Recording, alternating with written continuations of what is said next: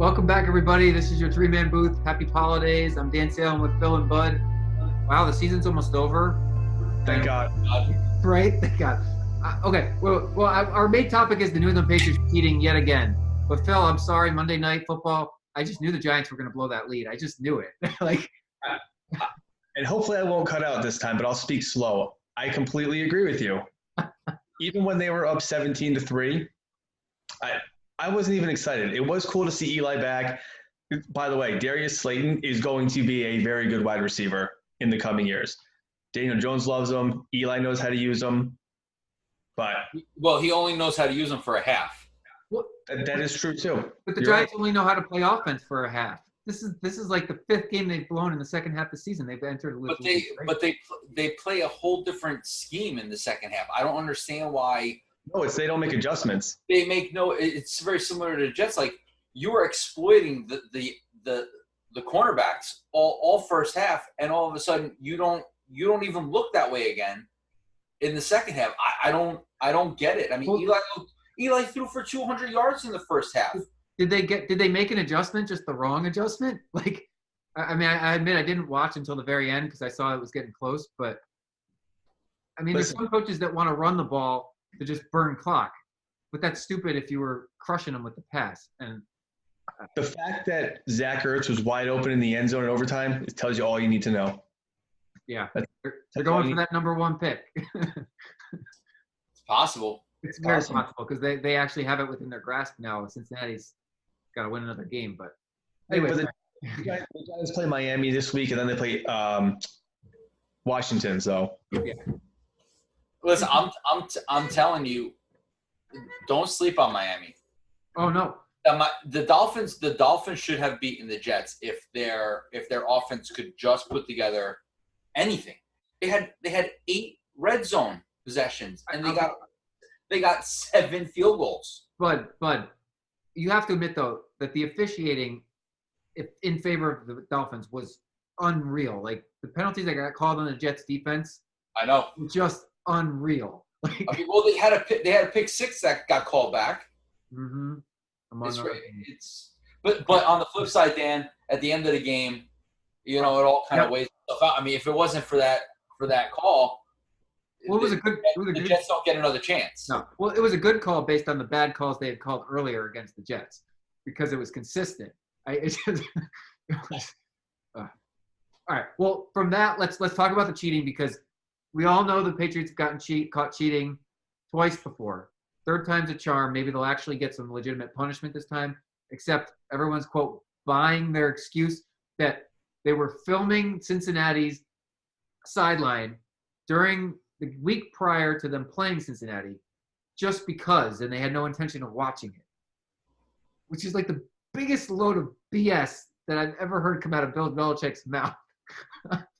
So I heard something on the radio today when I was driving home, was that there is a group of employees that work for the Patriots that are employed to do just this. And they are told not to wear anything Patriots related. And if they get caught, there are 10 responses that they're supposed to give. Like this. Well, because they've been doing this for 15 years, right? This has got to be going on the entire time that Belichick's worked there, right? Like, the last time they got a first-round draft pick taken away, and he was fined $1 million, which in the scheme of things to a billionaire is like a smack on the wrist. That's like us getting right. But the first-round pick is reasonably significant. But they get a 30-second pick in the first round. It doesn't matter. Well, so here's the thing. So baseball is having its own cheating scandal with the Astros sign stealing, right? And there's unwritten rules in baseball, and so this is a big deal. And like, the league and the players actually care that the Astros are doing this. And the league slammed the Cardinals 2 years ago for stealing scouting information. So they're going to slam the Astros once they can, because there's proof. The NFL seems to do the opposite. Patriots were deflating footballs. The Patriots have been recording the opposition they never stopped, even though they got caught and punished already. I guess the question is, do we really think everyone in football is doing this? Do we really think everyone's sending employees to watch their opponent's games the week before and film them, or no? Because no, I don't think so, because miraculously none of them get caught. Only the Patriots get caught. Yeah. right? I mean, you would think out of all the years of this possibly could happen, it never comes out that another team gets caught and it's just the Patriots. Well, the only team that got caught wasn't it Mangini's Browns because he worked for Belichick for all those No, it years? was the Jets. Oh, the Jets. He was the coach of the Jets, and he turned them in, and it just so happens that he was right. So we all kind of like tout Bill Belichick as the greatest coach of the generation of the last 20 years, of forever in our lifetimes. Yet, are we going to be able to asterisk him in the record books for cheating his entire career? Because that's what this seems like to me. I mean, he didn't just do it this 1 week. He didn't just do it 10 years ago. It pisses me off, as you can tell. Phil, you're awful quiet. I know you don't hate the Patriots like I do, but. No, I'm quiet, but I think my internet's being a little wonky. Oh, okay. So you're intentionally quiet. Okay. Okay. Unnecessary. Phil's face is frozen twice already since we've been doing this. He hasn't said anything, though. Okay. Why'd you hold up signs? I hate it. I don't hate it. Well, there we go. I think I'm back to full power now. Okay.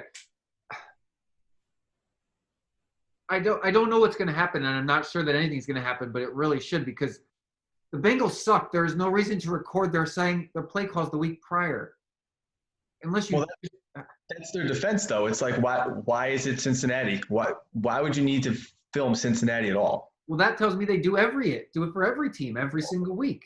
That could be too, but like you said, it sounds like We lost Phil. Everyone's buying their excuse. Well, it's in the league's best interest to buy their excuse. They're defending Super Bowl champions, and they're the face of the league.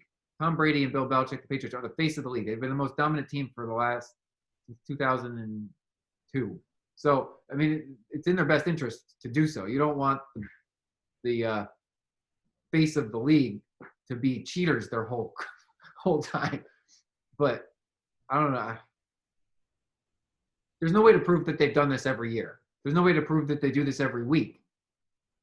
So who was the whistleblower on this one? What? Who was the whistleblower on this one?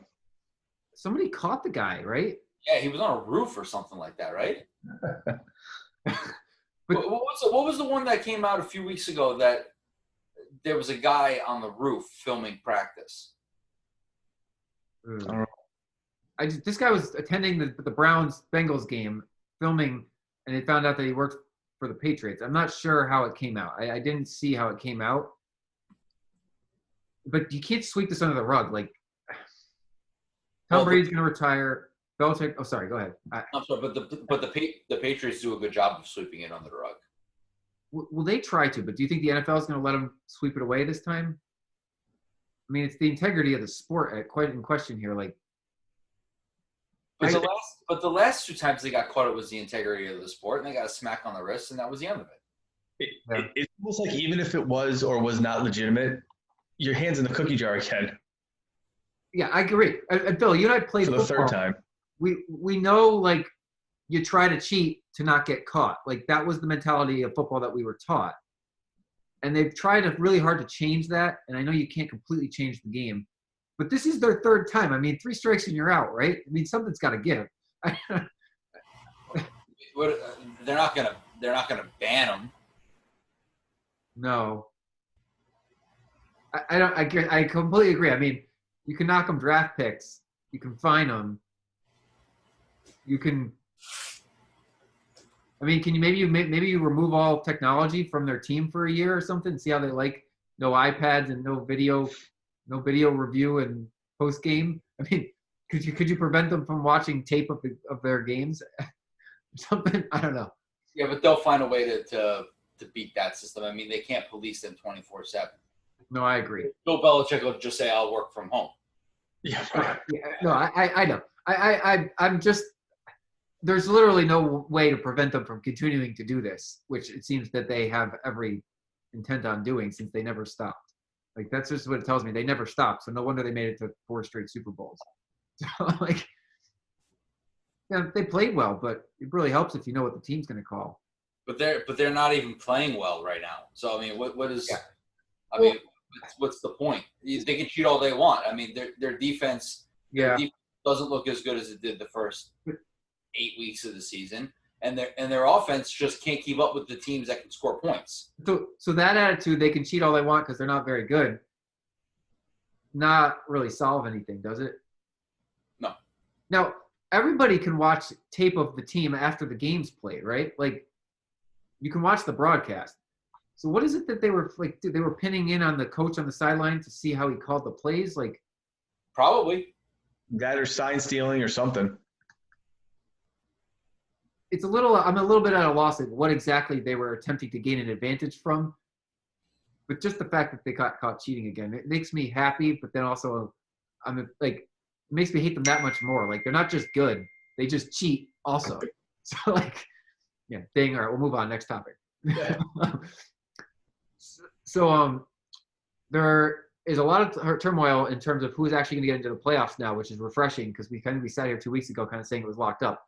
The Titans and the Rams are making a run. I'm going to leave it right there for you guys before I share my opinions. Because I'll give you my opinion. The winner of the NFC East is going to get steamrolled. Will they have a winning record? No. Now, Phil makes a good point. If the Giants had won yesterday, there was a possibility that all 4 teams could have ended up 6-10. Embarrassing. Yeah. Well, the Jets swept the NFC East. It tells you everything you need. Oh no, sorry, 3-1. They lost to the Eagles. It tells you everything you need to know because they're not. I mean, the Jets would almost be in first place in that division, bud. I know. I would be legitimately scared of Tennessee. Yeah. And it's funny because, they made that switch to Tannehill and everyone kind of looked at each other and were like, okay, well, they've kind of given up. And Ryan Tannehill has single-handedly put that team in contention. They look like a much better team than when Marcus Mariota was there. They're playing better defensively. Henry is, like, just unbelievable how he's playing. In a division that is very winnable. I mean, Houston's not. I mean, they steamrolled New England and then they laid an egg last week. So I mean, yeah. Well, so you think it's Tannehill's veteran decision making and like he's just really learned because they have a great defense and they have a great running game, but the fact that Tannehill switching for Mariota makes such a huge difference to this team. It's like, I mean, the Jets almost lost because of Darnold's poor decision making. It really is like, do I throw it away? Do I run it? Like, it's the littlest intangibles that make a difference for a quarterback. You can't measure them. Everyone thought Mariota was going to be a star, and he kind of flamed out. Would it be coaching? Ooh, well, who's coaching Mariota and Tannehill? Well, I wrote in my article this week that Ryan Tannehill was the quarterback under Adam Gase, and he was a serviceable quarterback. He wasn't great. Now I'm not saying that he's going to be Joe Montana, but I am saying that he is substantially better this year than he has ever been when he was with Miami, like night and day. Yeah. And we see this progression and then regression and then progression and then regression from Darnold, very similar to what we saw in Tannehill in Miami. Yeah. By the way, same coach. I'm all about knocking Gase, but Mariota also coached under the same person that's coaching Tannehill right now, and he didn't have such a great start to his season. Well, maybe Mariota's just not that good of a quarterback. And yeah, then that's true. Because I always liked Tannehill, but he only really had one good season. Yeah, I think we're stuck with Gase for another year, but I kind of wish we could move on. They've officially been eliminated again for the playoffs, 9th straight year. I mean, there's no way that this team wins six games. You're going to end up 5-11 with a worse record than they had last year, and you're continuing to be approved. That just mediocrity, like constantly. Well, that's why, yeah. There's no progression. There's nothing better. Well, that's why I took your article and I was like, the Jets are just infuriating us as fans because they like it was fun to have them have a walk-off game, right? But I would have almost rather they just lost and continued to be the Jets. Like, I mean, not really because I enjoyed the win, but it means nothing. It's. Ugh. Are you buying the rumor that they might trade Le'Veon Bell that I saw today? I mean, listen, I wrote it in the article 2 weeks ago. There's no chance that this guy is on the team next year. I think that if they find somebody to pick up his contract for $14.5 million, he's gone. And I think that's an absolute shame. And I think it's quite typical of the Jets. Well, it's a shame. It's also a shame. Like every person that Maccagnan brought in is getting shipped out. But that tends to happen. But you know what's going to end up happening is they're going to trade him to a team, and he's going to rush for 1,400 yards next year and 10 touchdowns because Gase clearly doesn't like him. He showed that this week. He gave 19 carries to Bilal Powell. That's the most a running back has touched all year. I gotta say though, Bell does not feel like a good fit for the Jets offense. Like Bilal Powell just running downhill as far as you can. That seems to fit the style of offense they're trying to run. And Bell's patient running style, they can't make any holes because their offensive line sucks. So like he didn't fit the team this year. Now I'm not saying ideally he would fit the team next year. You kind of like think you build a team around somebody like him because he's a superstar. But I mean, we'll see how he does. Running backs flame out. It was a risk signing for them. They're looking to trade Jamal Adams too. I heard. It's only because I think that people are throwing money at them for him. Well, the Jets turned down a 1 and 2 twos from Dallas. So I mean, whatever it is, it's gonna have to be 2 1s. Yeah, but if they get 2 1s, I mean, I think that's a good deal. Dan, he's their best player. Yeah, but you can't win with one great player. You need so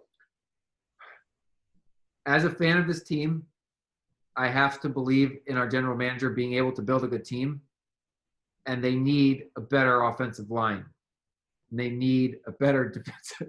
They need more players. This was the problem before last offseason. You throw so much money at a couple of guys, they don't have enough talent in the little spots. Like didn't they start like 7 undrafted free agents last week, and they actually are doing decent. So I don't know if those are Douglas ads or not, but something's working with the players that he didn't get the pick, or that he did get the pick. I should say. What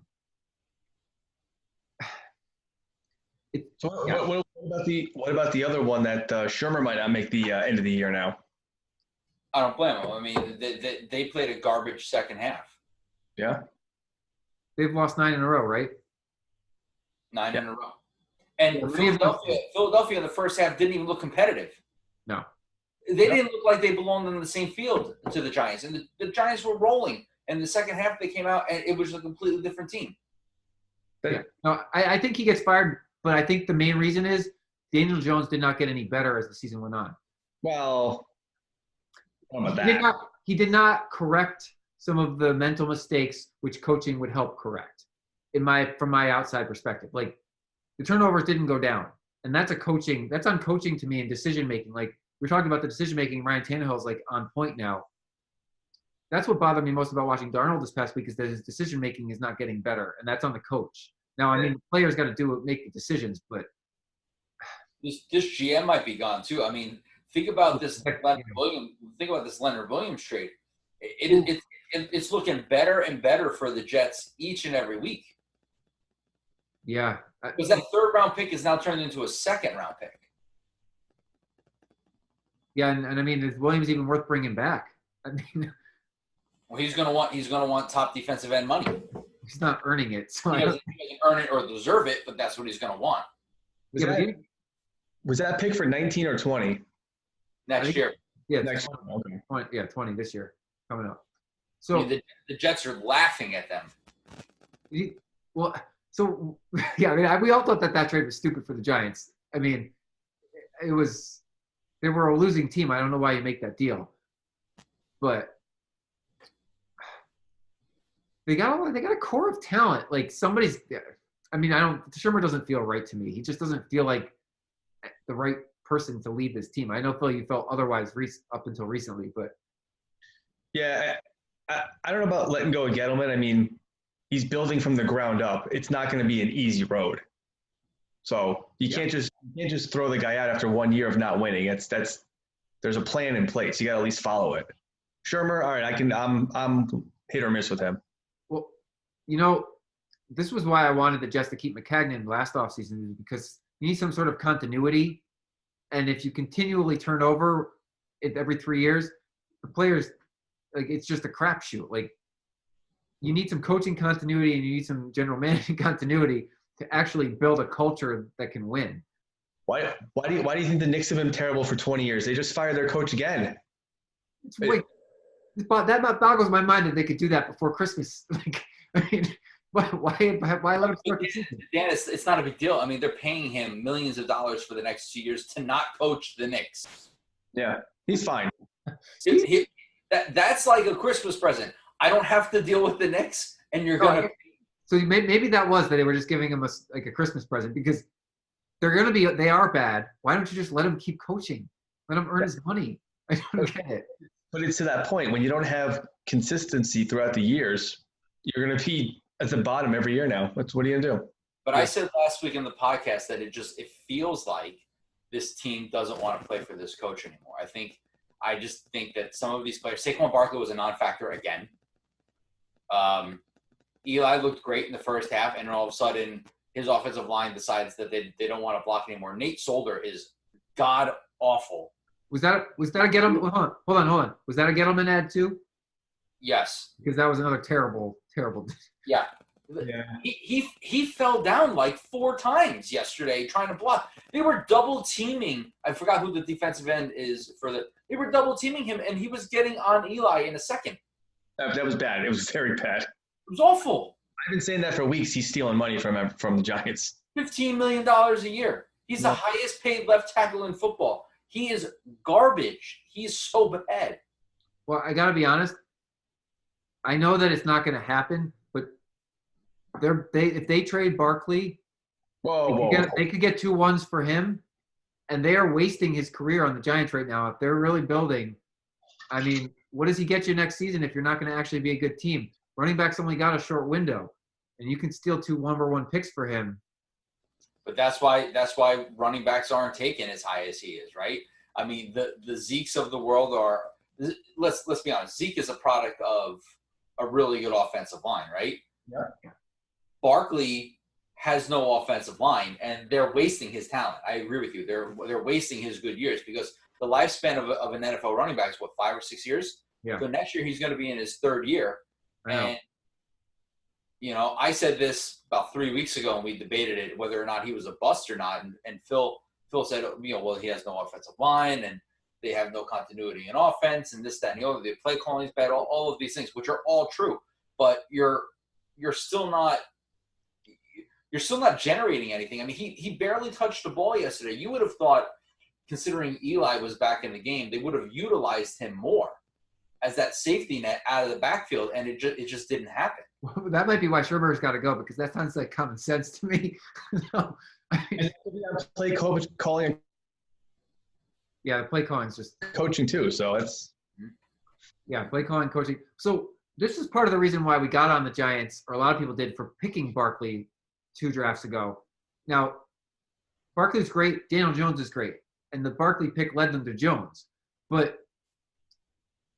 when a bad team picks a running back, it's often a waste until he finds his next team. Like I think Zeke's the exception, like you said, that he actually made a difference as a young player.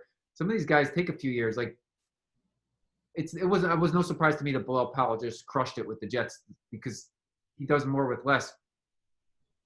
Bell's wasted on the Jets too because they're a bad team. Like, you're wasting these running backs on bad teams.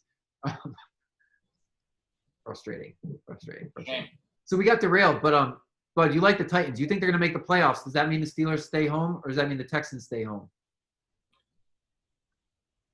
It's tough right now. I mean, I think the Steelers are playing really good football right now, and it's because of their defense. And the Titans are playing good football because of their offense and defense. So, I mean, you really have to kind of put in the debate who has the better quarterback, I guess. I mean, the only way the Titans make it is if they win the division, which right now they're technically behind Houston. They can get the second wild card, but they have one more game against Houston, but they're not getting the first wild card. They played the Texans twice. They haven't played each other yet this season. Okay, so yeah, I mean, but they are They're right there with Pittsburgh for that final wild card spot. That's why I kind of threw them together. I mean, Buffalo's got a game on all of them, but Buffalo's got a tough schedule down the stretch. I don't think the Bills will fall short, but they could. Buffalo's got to play Pittsburgh, New England, and the Jets. Yeah. I mean, how great would it be if that week 16 matchup against New England was for the division? It's going to be. Well, the Patriots got to lose to Cincinnati first. Well, they're not going to, but who would own the tiebreaker in that case? They would go to head-to-head, right? So they would be tied head-to-head. Then it'd be division record. And then it's division record, and so now we have to figure out who has a better division record. They would both have the same division record, I think. And it goes to conference. Yeah, but then so the Bills get the Jets in the final week, and if the Jets can manage to steal a win, then that knocks the Bills out of the number one spot. The Jets are not going to beat Buffalo. Buffalo is. They lost by 1 point week 1. That was a long time ago. A long time ago, and let's be honest. Buffalo was in position to possibly tie Baltimore at the end of that game, and they just couldn't get it done. No, I know. I'm kidding. The Jets shouldn't play Jamal Adams the rest of the season. I mean, they're just riddled with injuries, throwing guys on IR like it's candy. I don't expect much out of them. Bud could have went to that game on Sunday. Oh. Dan, did you see how much tickets were? I don't look, so no. So the ownership of this franchise should be embarrassed. I texted Phil at 12 o'clock. The cheapest ticket was $9 to sit in the upper bowl, the first row. You could have sat 10 rows from the field on the 30-yard line for $30. That's awesome. It would have cost you more to park. This is the same thing that Tommy and I did. Why are you complaining? That's awesome. Go to the game. I had to work. Oh, that's great, right? They're trying to fill the stadium. But my point is that I had to go to work real early on Sunday. At 5 o'clock in the morning, they were advertising on the radio that on StubHub, tickets were $5. The season ticket holders just got ripped off. That's what happened, because they paid so much more than that for their seats. And then during the game, I'm listening to it, and they're advertising season tickets for next year. I'm like, why would anybody want to buy season tickets? So you guys are telling me I should get season tickets to the Chargers. Do either of you actually think that the tickets are going to be significantly higher than those same prices? No one's going to those games either, unless the entire Green Bay Packers fills the stadium again, which is possible. But it's like going to be 50,000 seats now, I think. Something like if I can get $10 tickets, why am I going to spend 50 or 100 a ticket? You shouldn't. I shouldn't. It's ridiculous. Oh. It's embarrassing. I have mine for the long haul. Mine's a long-term deal. It's not a short-term money. That's good. All right, so we got to wrap things up here tonight. But let's do a quick playoffs. We got 3 weeks to go. Who's in? Who's out? I just want your guys spur of the moment thoughts, because we got our good teams, but then there are some teams that are making some streaks, and I was impressed by the Rams beating Seattle. But I'll go around. I'll save myself for last, and then we'll leave it there to this week before we get one more show in before the holidays. Go ahead, Phil. The NFC's pretty set. Well, there's that final spot between Seattle, Minnesota, and the Rams now, who have made some noise. It's going to be Seattle and Minnesota. You think the Rams are kind of just falling on the flat? And what about the NFC least? What do you think, Dallas or the Eagles? Selfishly, I want to see Dallas win the division so they can get steamrolled in the wild card round. Oh, all right. That's what I want to see. We'll keep it in the NFC, and then we'll go back around for the AFC. What do you think, bud? Yeah, I'm probably the same as Phil. I mean, I think the Rams are too little, too late. Yeah. I think the teams that are above them are legitimately better. I mean, I think Minnesota proved that they could hold. They had a rough weekend, but when they're winning football games without their best player, which is Adam Thielen. So, Diggs a couple weeks ago when they played Seattle was a non-factor, and then he gets back into the game, and then that's that. I think it's Minnesota in that second, and then it's hard to imagine that Seattle is 10-3, and they're in the wild card. But that's what I think. Yeah, I have a hard time seeing the Rams knock Seattle or Minnesota out either, but I do think they're going to make it interesting. I think it's going to come down to the final week. I could see them sneaking in over the Vikings, but it's just they're not a better team. They don't deserve it. And I do think that the Eagles are going to take the division from the Cowboys. I think the Cowboys missing the playoffs is more of a comeuppance than anything, and that would mean Jason Garrett gets fired before New Year's. But yeah, that's probably true. I just want to see him suffer in the playoffs. Suffer, okay. Well, the Eagles have three. Their last 3 games are 3 divisional games. Whoa, easy peasy. They have to win out. They have to play Washington, Dallas, and the Giants. Right. So both the Giants and Jets can play playoff spoiler. How about in the AFC? We kind of got. I mean, technically New England could miss, but I don't see it happening. Buffalo's right there, Pittsburgh's right there, Tennessee, Houston. The other teams, Kansas City's clinched and Baltimore's clinched. But I think Pittsburgh's the odd man out there. Okay. That's what I think. I think, like I said before, I mean, I think they're probably the odd man out too, and that's just because of their quarterback play. I think that they have well overachieved this year without Ben, without Le'Veon, without Antonio Brown, with a hurt James Conner basically all year. It's interesting. We all agree. I mean, I agree with you, bud. I agree with you, Phil. There's just not – you can't win with defense. There's no drop here. And I wouldn't – and I know that we're predicting and we're kind of – I wouldn't sleep on Buffalo. Yeah, I've been impressed with how they got through the middle of their season and kind of are heading towards playoffs. I would love to see Buffalo play the Ravens in the AFC Championship. Which is crummy as a Jets fan because you just realize how much – like if Buffalo has made this turn and they can be sustainable and they can be successful moving forward each and every year, now you got to deal with the Patriots and you got to deal with Buffalo. The Jets are never making the playoffs again, ever in the history of football. They may never make the playoffs again. We'll leave it on that note. That happy, merry note of never making the playoffs the rest of our lives. Okay. All right, guys. Well, enjoy the football this weekend, and we will be back for one more show pre-Christmas. Maybe drama, maybe not. All right. Thanks for watching BuzzChomp. Subscribe and share. Subscribe and share. Subscribe and share. Share. Woo.